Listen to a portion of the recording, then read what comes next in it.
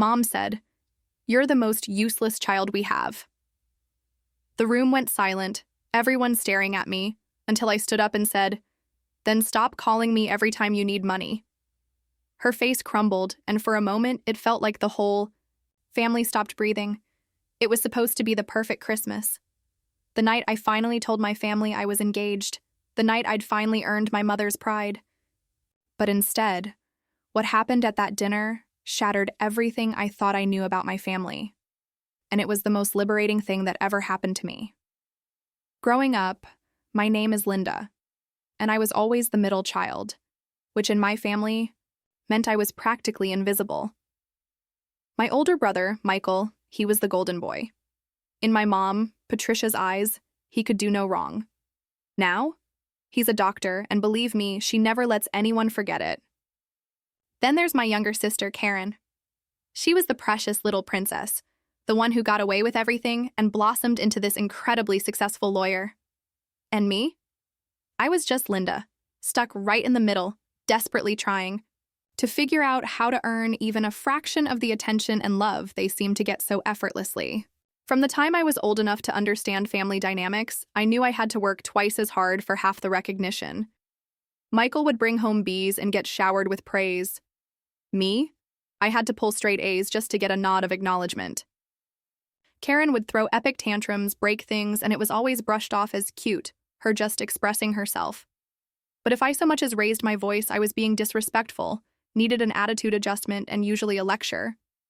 I remember spending countless hours in high school working part-time jobs at the local grocery store and tutoring younger kids. Not because we needed the money, but because I thought, maybe, just maybe, if I could contribute financially, my parents would finally see my value. I saved every single penny.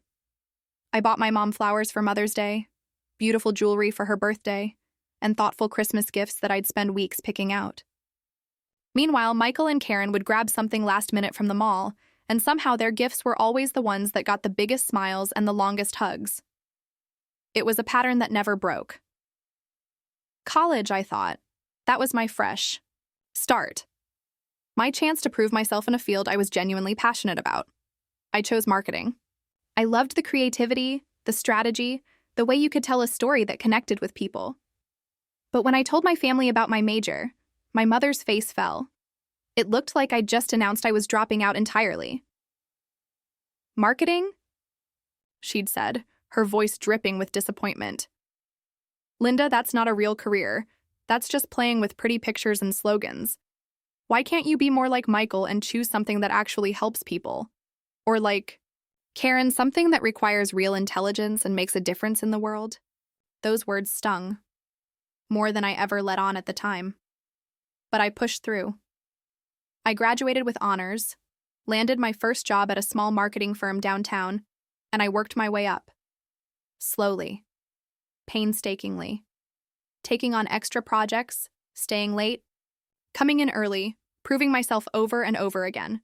Every small victory, every client I landed, every campaign that succeeded, I'd call home, bursting with excitement to share the news. But the conversations always ended the same way. "That's nice, dear," my mom would say, then immediately pivot. "Did I tell you Michael just got published in another medical journal? Or Karen just won another case? She's really making a name for herself." It was a punch to the gut, every single time. For years, I kept trying. I sent cards for every holiday, called every week, remembered birthdays and anniversaries.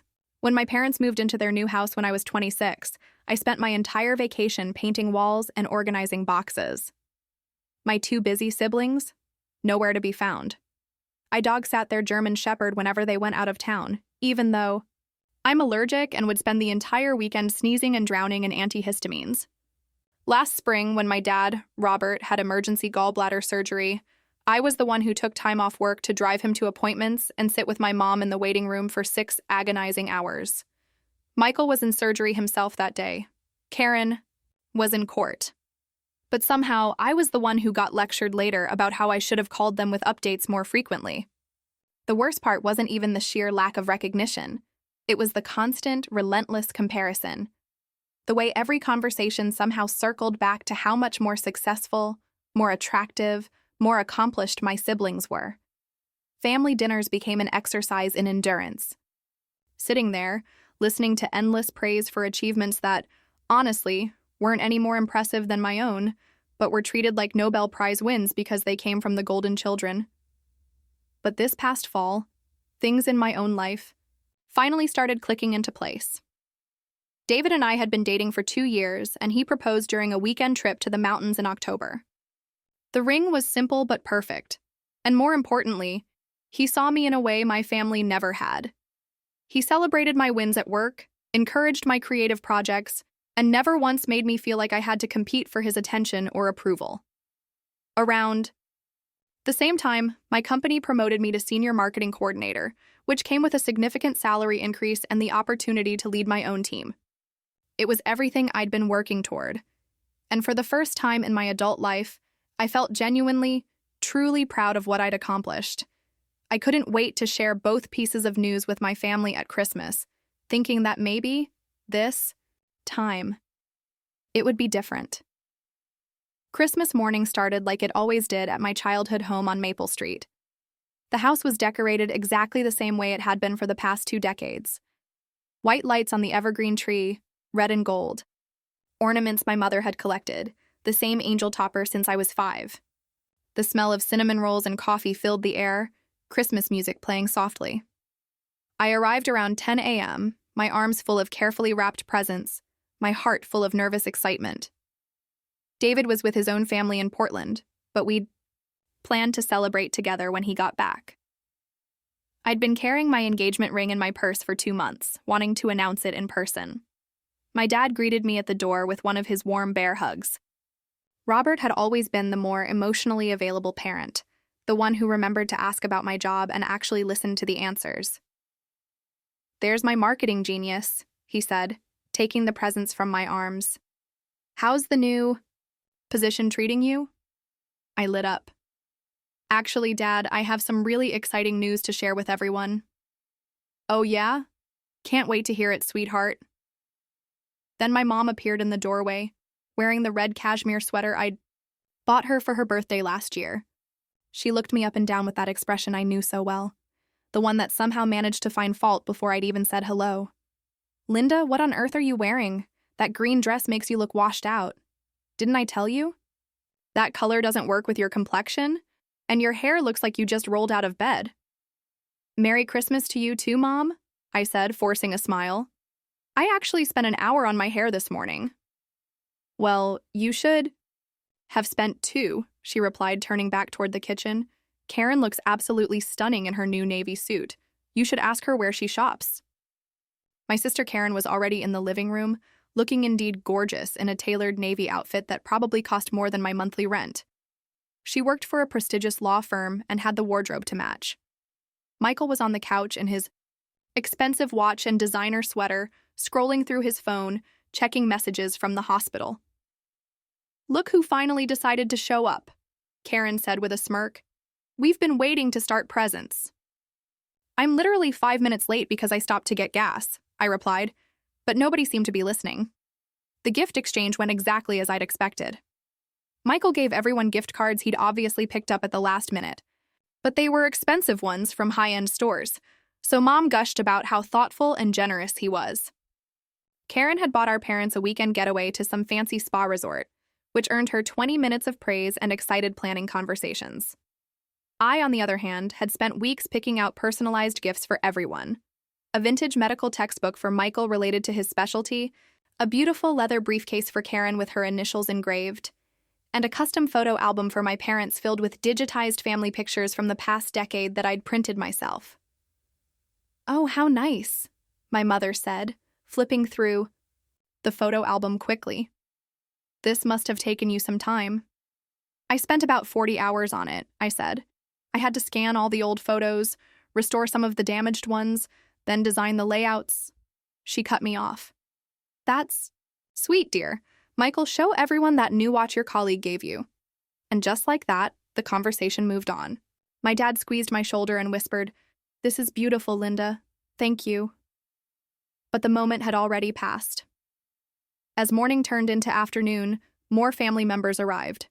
My Aunt Susan and Uncle Frank, my cousins Janet and Robert, Junior, and my grandmother, Eleanor. The house filled with laughter and conversation, and I found myself gravitating toward the kitchen, helping my mother with dinner preparations like I always did. "The turkey needs to come out in 20 minutes, she instructed, not looking up from the potatoes she was mashing. "And someone needs to set the table. Where's Karen?" "She's in the living room talking to Grandma Eleanor." "Well, she shouldn't have to worry about kitchen work. She worked so hard during the week." I bit my tongue. I worked just as hard during the week, but somehow that never seemed to factor into these calculations. As dinner time approached, I felt my nerves building. I'd planned to make my announcement during dessert, when everyone would be relaxed and in a good mood. I kept touching the ring box in my purse, reminding myself that this was good news, happy news, the kind of news that should bring families together. But as I watched my mother light up every time Michael mentioned his latest case or Karen talked about her recent court victory, I started to wonder if I was setting myself up for disappointment once again. Dinner was served at 3 sharp, just like every Christmas for as long as I could remember. The dining room table was set with my mother's finest china, the same pattern she'd been using for special occasions since I was a child. Grandma Eleanor sat at one end, my father at the other, and the rest of us filled in the sides, according to an unspoken hierarchy that somehow always put me between my youngest cousin and the empty chair where my grandfather used to sit. The conversation flowed easily around topics I'd heard 100 times before. Michael's new medical practice expanding, Karen's recent promotion to junior partner, my cousin Janet's wedding planning. I participated when spoken to, laughed at my Uncle Frank's bad jokes, and complimented my Aunt Susan's new haircut, all while waiting for the right moment to share my own news. "So, Linda," my grandmother said during a lull in conversation, "are you still working at that little advertising company downtown?" "Marketing company, Grandma," I corrected gently. "And yes, I am. Actually, I have some exciting news about that." Before I could continue, my mother jumped in. "Linda thinks making pretty pictures for businesses is the same as having a real career. I keep telling her she should go back to school for something more substantial, like nursing or teaching." "Marketing is a real career, Mom," I said, trying to keep my voice even. "It's actually a field that requires a lot of strategy and analysis.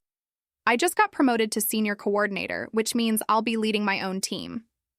"Oh, that's wonderful, honey," my Aunt Susan said kindly. "Congratulations." "Thank you. And actually, I have even bigger news than that." I reached into my purse and pulled out the small velvet box, my heart pounding so hard I was sure everyone could hear it. This was it, the moment I'd been planning for weeks. "David proposed," I announced, opening the box to reveal the beautiful solitaire ring inside. "We're engaged." The reaction wasn't quite what I'd hoped for. There was a moment of silence, then polite congratulations from most of the table. My father's face broke into a genuine smile, and my grandmother reached over to squeeze my hand. But my mother's expression remained unchanged, almost bored. "When did this happen?" Karen asked. "In October. We went to the mountains for a weekend, and he proposed during a hike to this beautiful overlook. It was perfect." "October?" my mother said, her voice sharp. "You've been engaged for 2 months, and you're just telling us now?" "I wanted to tell you in person, as a family." "Well, that's just typical of you, Linda. Always so secretive, always keeping things to yourself. No wonder we never know what's going on in your life." I felt the familiar sting of criticism disguised as concern. "I'm not secretive, Mom. I call every week. I just wanted this to be special." "What does David do again?" Michael asked, even though I'd told him at least 3 times in previous conversations. "He's a high school English teacher." "A teacher?" My mother repeated the word, dripping with disappointment. "Well, I suppose that's stable employment at least." The way she said it made it clear what she was thinking. Not impressive enough, not successful enough, not good enough for her daughter. Never mind that David was kind, intelligent, funny, and treated me like I was the most important person in his world. "He's a wonderful man," my grandmother said firmly. "When do we get to meet him properly?" "Soon, I hope. He's with his family in Portland for Christmas, but we're planning to have dinner with everyone next month. I hope he knows what he's getting into, Karen said with a laugh that didn't quite reach her eyes. Linda's always been the difficult one in the family. I'm not difficult, I protested, but my mother was already nodding in agreement. Linda has always been challenging, she said, as if I weren't sitting right there. She's never quite figured out how to make things easy on herself or anyone else. The words hit me like a physical blow, but I tried to shake them off. This was supposed to be a celebration, a happy moment. I couldn't let them ruin it. Well, I think it's wonderful news, my father said, raising his glass of wine. To Linda and David, may you be very happy together. A few people raised their glasses half-heartedly, but the moment felt forced and awkward. The conversation quickly moved on to other topics, and I found myself sitting there with the ring box still in my hands, feeling smaller and more insignificant than ever. As dessert was being served, my mother launched into a detailed account of Michael's latest professional achievements. He'd been featured in a medical journal, invited to speak at a conference in Chicago, and was being considered for a position at the university hospital. Each accomplishment was described in glowing detail, my mother's pride practically radiating across the table. And Karen, she continued without missing a beat, just won the biggest case of her career. The settlement was in the six figures, and the senior partners are talking about fast-tracking her to full partner. That's amazing, I said, genuinely meaning it. Congratulations, Karen. Thanks, she said, but her attention was already back on her phone. I sat there, listening to the praise being heaped on my siblings, waiting for someone to circle back to my engagement or promotion, but it never happened. It was as if I'd never spoken, as if my news didn't matter enough to warrant more than a few seconds of attention. That's when my mother looked directly at me and said the words that would change everything between us forever. You know, Linda, I've been thinking about this engagement of yours, and I have to be honest. I'm worried about David. I mean, what kind of man proposes to you? The table went quiet. Even my cousins looked up from their phones. What do you mean? I asked, though I was afraid I already knew. Well, let's be realistic here. You're 32. You work in a job that barely pays the bills. You live in that tiny apartment, and you've never really accomplished anything significant. You're the most useless child we have. I just hope David realizes what he's signing up for before it's too late. The silence that followed was deafening. I could feel every pair of eyes at the table staring at me, waiting to see how I would react. My Aunt Susan looked horrified. My father was shaking his head in disbelief. Even Michael and Karen seemed shocked by the cruelty of the comment. But for the first time in my life, instead of shrinking back and taking it, instead of making excuses, or trying to laugh it off, I felt something different rising up inside me. It was anger, yes, but more than that, it was clarity. It was 32 years of suppressed frustration and hurt finally finding its voice. I stood up slowly, my hands trembling with emotion, and looked my mother directly in the eyes. Then, stop calling me when you need money, I said, my voice steady and clear. Her face fell. The silence that followed my words was so complete that I could hear the grandfather clock ticking in the hallway and the distant sound of Christmas music still playing in the living room. My mother's face went from confident superiority to something I'd never seen before, genuine shock mixed with what looked like panic. What are you talking about? She asked, but her voice had lost all its earlier authority. I'm talking about the $1,500 I've been sending you every month for the past 2 years to cover your car payments because Dad's business was struggling, I stated. I'm talking about the $3,000 I gave you last spring when he needed surgery, and your insurance wouldn't cover all the costs. I'm talking about the $2,000 I sent to help pay for Karen's bar exam fees because she'd already spent her trust fund on that trip to Europe.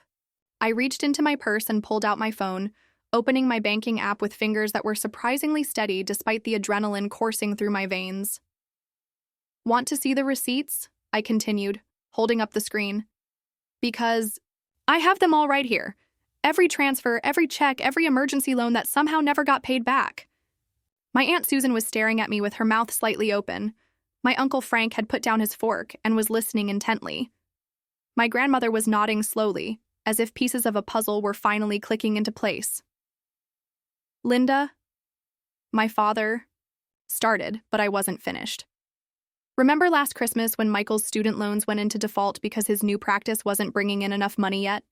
Who do you think paid those off? It wasn't Mom and Dad because they were still recovering from Dad's medical bills. It was me. $4,000 that I'd been saving for a down payment on a house. Michael's face had gone pale. Linda, I didn't know.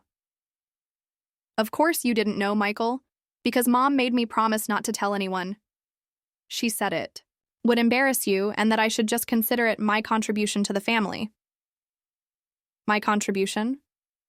I scoffed, a bitter laugh escaping me, as if I haven't been contributing my entire adult life. I turned back to my mother, who was opening and closing her mouth like she was trying to find words that wouldn't come. You want to know? What kind of man proposes to someone like me? The kind who sees that I've been single-handedly keeping this family financially afloat while working my supposedly meaningless job and living in my supposedly pathetic apartment. The kind who recognizes that maybe, just maybe, I've been sacrificing my own financial security and dreams to take care of everyone else. I never asked you to, my mother began weakly. You absolutely did ask. You called me crying about the car payments. You called me panicking about Dad's surgery. You called me begging for help with Karen's fees. And every single time I helped, because that's what families do. But apparently, that's what the useless child does while the successful ones get all the credit and none of the responsibility. Karen finally spoke up, her voice small. I didn't know you paid for my bar exam. Because I wasn't supposed to tell you, just like I wasn't supposed to tell anyone about the money I've been lending Mom and Dad, or the payment I made on Michael's loans, or the countless other times I've bailed this family out of financial trouble. I opened my banking app and started reading actual numbers and dates. September 15th, 2022, when $500 to Patricia Walsh for car payment. October 3rd, when $500 to Patricia Walsh for car payment. November 7th, $2,000 to Robert Walsh for medical expenses. December 19th, $1,500 to Patricia Walsh for car payment. My father was staring at my mother with an expression I'd never seen before. Patricia, is this true? It's not what it sounds like, she said quickly. Linda was just helping out temporarily while we got back on our feet. Temporarily? I laughed, but there was no humor in it. It's been 2 years, Mom, 2 years of monthly payments, 2 years of me prioritizing your financial stability over my own, 2 years of me living paycheck to paycheck while you drove around in a car I was paying for, complaining about how unsuccessful your useless daughter is. My grandmother reached across the table and grabbed my hand. Honey, why didn't you tell any of us about this? Because I thought if I could just help enough, if I could just prove my value to this family in some way, maybe I'd finally earn the love and respect that Michael and Karen seem to get for free. I thought if I could be useful, even if it was just financially, maybe Mom would stop looking at me like I was a disappointment. The tears I'd been holding back for years were finally coming. But they weren't tears of sadness anymore. They were tears of release, of finally speaking a truth I'd been carrying alone for so long. You want to know what David sees in me? I continued, my voice growing stronger. He sees someone who's been working 2 jobs to support her family while they belittle her career. He sees someone who's been giving up her own dreams and financial goals to make sure everyone else in her family is okay. He sees someone who's been the real backbone of this family while being treated like she's worthless. Michael was shaking his head. Linda, I had no idea. If I'd known you were the one who paid off my loans, you'd what, Michael? You'd have treated me with basic respect? You'd have defended me when Mom made her snide comments because that's all I ever wanted.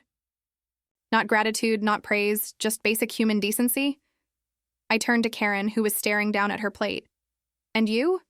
Do you have any idea how many times I've covered for you? Not just financially, but in every other way. When you were too hungover to help Mom move, who do you think spent her weekend packing boxes? When you were too busy to visit Dad in the hospital, who do you think sat with him for hours? Linda, my father said quietly. I'm so sorry. I had no idea your mother was asking you for money. She made me promise not to tell you. She said it would hurt your pride and that you were the most financially stable one. It was your responsibility to help. Funny how I went from being the most useless to the most financially stable, depending on what she needed from me, I retorted, a bitter edge to my voice. My mother finally found her voice again. You're being dramatic, Linda. Families help each other. That's what we do. No, Mom. What families do is support each other emotionally and treat each other with respect.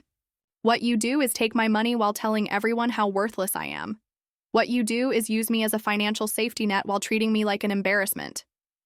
I stood up and pushed my chair back from the table.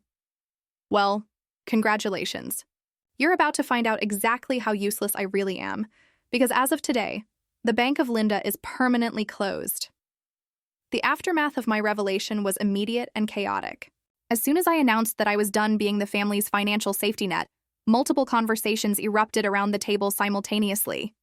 My Aunt Susan was demanding to know how long this had been going on. My Uncle Frank was asking my father if he knew about the money. My grandmother was looking at my mother with an expression of deep disappointment. Linda, wait, my mother said, standing up as I gathered my purse and coat. Let's talk about this privately. There's no need to air our family business in front of everyone. Our family business? I turned back to face her. You mean the family business where you humiliate me in front of these same people every chance you get? The family business where you announce to everyone that I'm the most useless child you have? I think they're entitled to know the truth about how this family really operates. You're being vindictive, she accused, but her voice was shaking. I'm being honest. For the first time in my adult life, I'm being completely honest about what's been happening in this family. And if that makes you uncomfortable, maybe you should ask yourself why. My cousin Janet spoke up from across the table. Linda, are you serious about the money? You've really been supporting them financially? Dead serious. I can show you bank statements going back years if you want proof. My father was staring at my mother with a mixture of confusion and anger. Patricia, we need to talk right now. Not in front of everyone, she hissed. Why not? I challenged. You had no problem discussing Linda's failures. In front of everyone. You had no problem announcing to the entire table that she's useless. So why is it suddenly inappropriate to discuss the truth? Michael finally spoke up, his voice quiet. Linda, about my student loans. I genuinely didn't know. I thought Mom and Dad had helped me out. I know you didn't know, I said, and I meant it. None of you knew because I was specifically told not to tell you. But Michael, can I ask you something? In all the years we've been adults, have you ever once asked me if I needed help with anything? Have you ever inquired about my finances, my career struggles, my personal life beyond the bare minimum? He was quiet for a long moment. No, he finally admitted. I guess I assumed you were doing fine. You assumed I was doing fine because it was easier than actually paying attention to my life. Just like it was easier for Karen to assume someone else would handle the family emergencies, and easier for Mom to assume I'd always be there to bail everyone out while she criticized everything about me. Karen finally looked up from her plate. I don't understand why you didn't just say no if you didn't want to help. Because I did want to help, I exclaimed. I wanted to help because I loved this family despite everything. I wanted to help because I thought maybe if I proved my value in some tangible way, I'd finally be treated like I mattered. But I see now that no amount of financial support was ever going to change how you all see me. My grandmother cleared. Her throat and the room went quiet. When Eleanor Walsh spoke, people listened. She'd been the matriarch of our family for as long as I could remember, and her opinion carried weight with everyone. Patricia, she said, her voice stern in a way I rarely heard. I am deeply disappointed in you.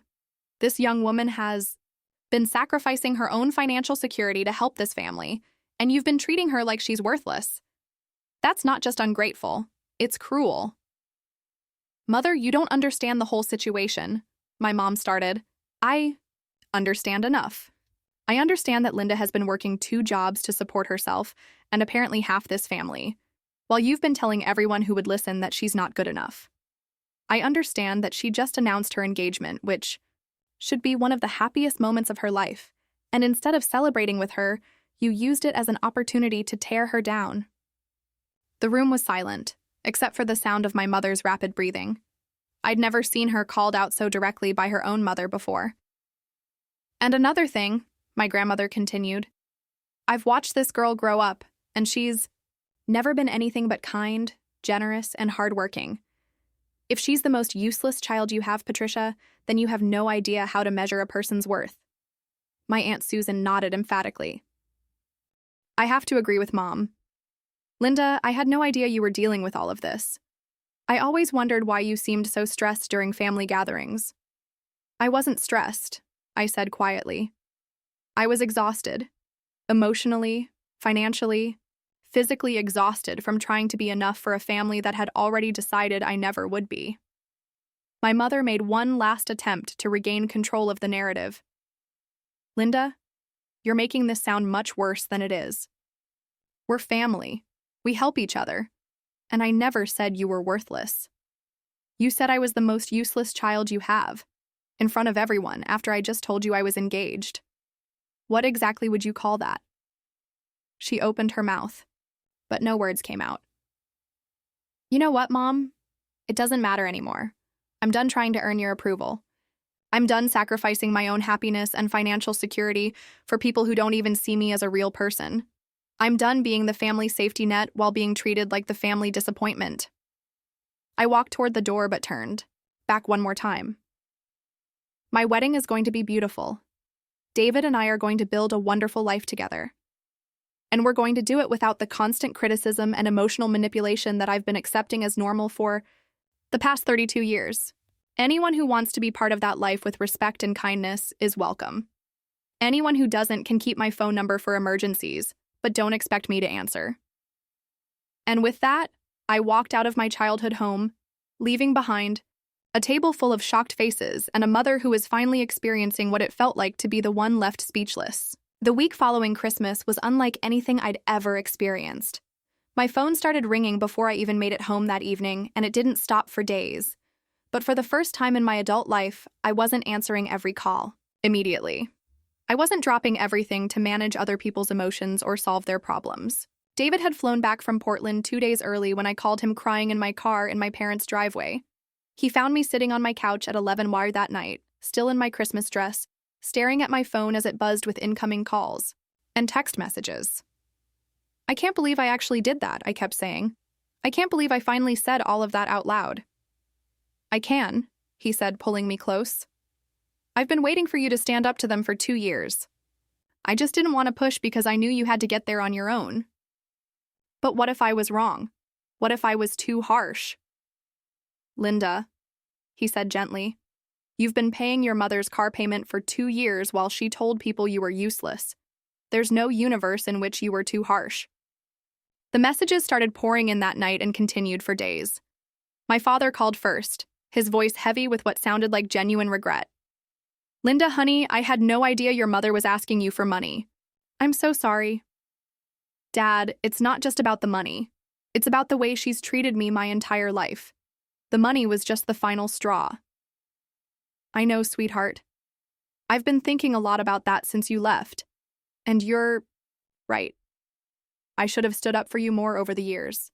I should have said something when she made those comments. It was the first real apology I'd ever received from anyone in my family, and it meant more than I could express. Michael called the next day. Linda, I feel terrible about the loan situation. I want to pay you back. It's not about paying me back, Michael. It's about the fact that for all these years, you've been perfectly happy to assume that someone else would handle family problems while you focused on your career. You never once asked if I needed help or support. You're right, he said quietly. I guess I always saw you as the strong one, the one who had everything figured out. I was the one who couldn't say no. There's a difference. Karen took 3 days to call, and when she did, she was defensive. I don't understand why you're being so dramatic about this, Linda. Families help each other out. It's not like anyone forced you to give us money. Karen, do you remember what you said to me at dinner? You said I was the difficult one in the family. Do you have any idea how that felt, coming right after Mom called me useless? I was just joking around. It wasn't a joke to me. It never is. Do you realize that between you and Michael, I can't remember the last time either of you said something genuinely kind about me? The last time you supported me or celebrated something good happening in my life? She was quiet for a long moment. I guess I never thought about it that way. That's the problem.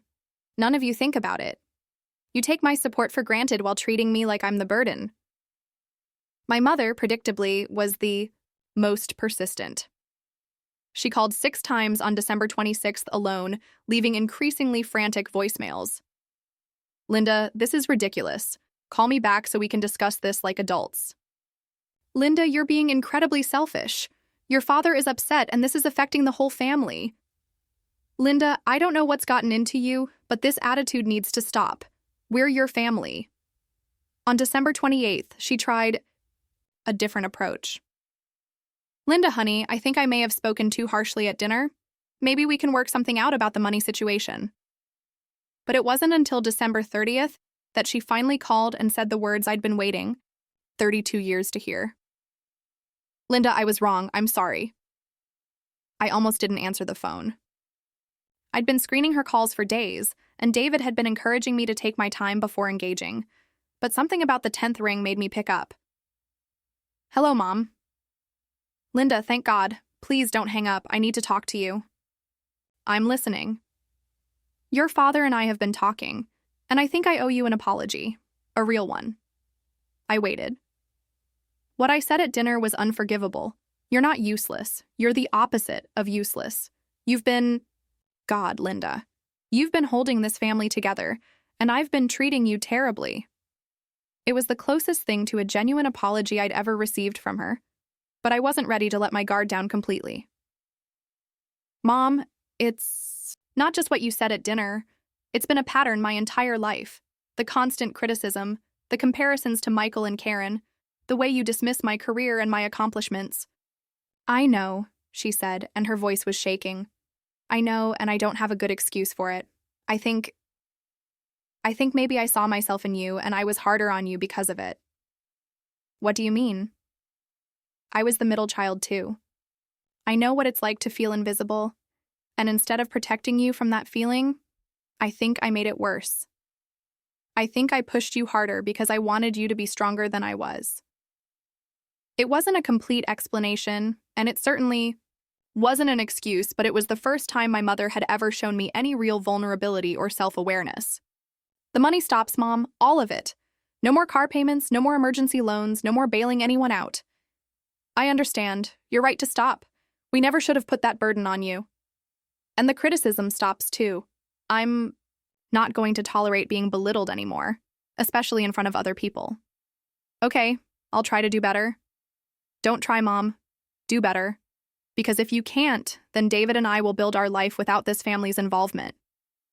It was an ultimatum, but it felt necessary. For the first time in my life, I was setting real boundaries with consequences I was prepared to enforce.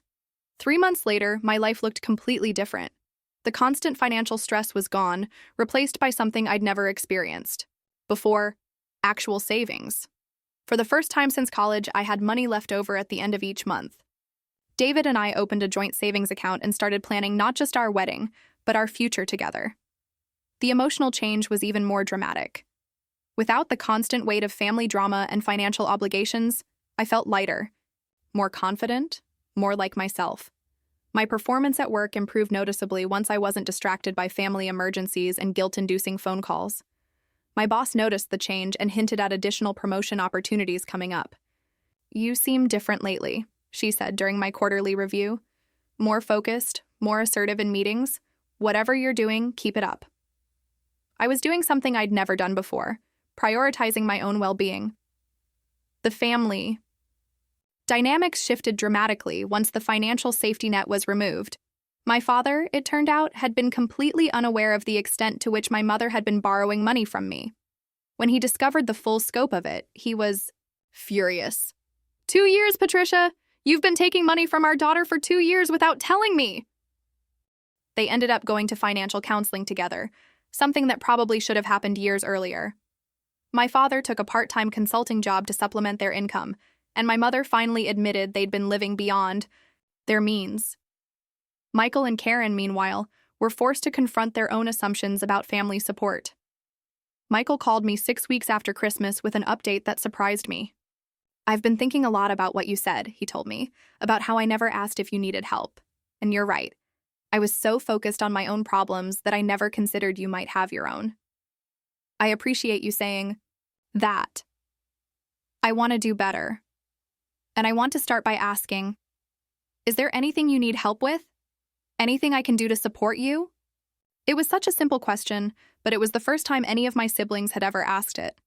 We ended up having a 2-hour conversation about my career goals, my relationship with David, and my plans for the future. For the first time, in our adult lives, Michael seemed genuinely interested in my life as a person, rather than just as a family obligation. Karen took longer to come around. She was still defensive about the money situation and seemed to view my boundary setting as a personal attack rather than a necessary change. But even she eventually started to shift her perspective, especially after a conversation with our grandmother. Eleanor had apparently given both of my siblings quite the talking to about their treatment of me over the years.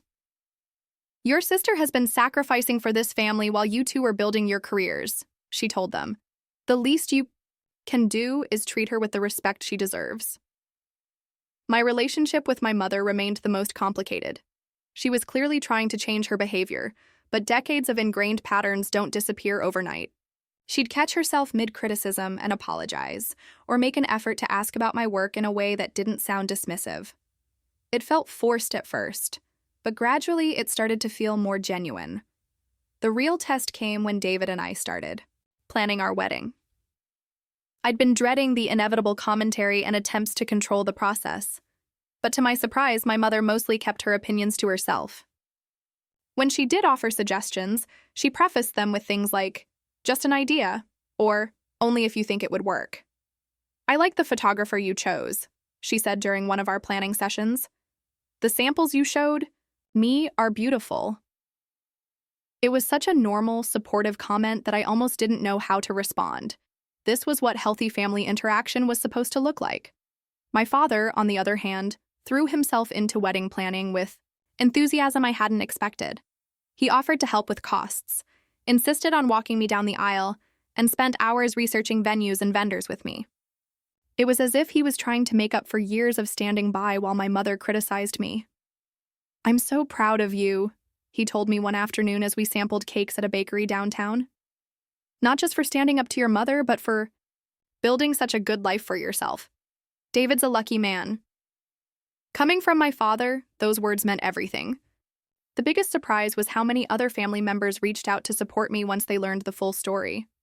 My Aunt Susan started calling regularly just to check in. My cousin Janet asked if she could help with wedding planning.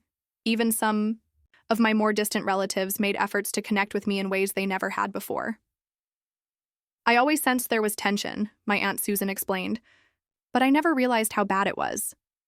Your mother has always been intense, but I didn't know she was being so unfair to you.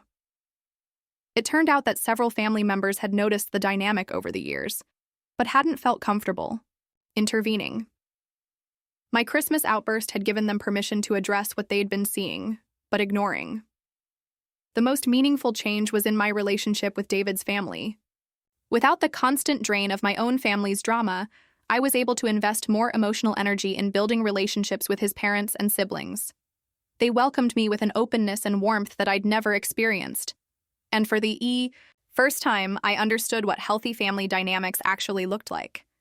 Your family is so normal, I told David after a Sunday dinner with his parents where no one criticized anyone and everyone seemed genuinely happy to be together. Yours can be too, he said. It just takes time and boundaries. He was right. Slowly, carefully, with clear expectations and consequences, some of my family relationships were beginning to heal. Not all of them, and not completely, but enough to give me hope that the future could be different from the past. 6 months after that Christmas dinner, David and I were married in a small ceremony at a historic inn, about an hour outside the city. The guest list was carefully curated, including only people who had shown genuine support for our relationship and respect for both of us as individuals. My father walked me down the aisle with tears in his eyes. My grandmother sat in the front row, beaming with pride. My mother was there too, dressed beautifully and behaving perfectly, but I could see the effort it was taking her to hold back her usual commentary. Michael and Karen both attended and even seemed genuinely happy for us. But the people who mattered most were the ones who had supported me unconditionally. David's family, who had embraced me from the beginning, my Aunt Susan and cousin Janet, who had become real sources of emotional support, and my longtime friends who had watched me struggle with family dynamics for years and were thrilled to see me finally standing up for myself. "You look radiant," my grandmother whispered as she hugged me after the ceremony. "Not just beautiful, but truly happy. That's what I've been waiting to see." During the reception, my father gave a speech that brought me to tears. "Linda has always been the heart of our family," he said, "even when we didn't appreciate her properly. She's kind, generous, hardworking, and loyal to a fault. David, you're not just marrying a wonderful woman. You're marrying someone who will move heaven and earth for the people she loves. I just hope you never take that for granted the way some of us have." It was his public acknowledgement of the years of imbalance, and it meant everything to me.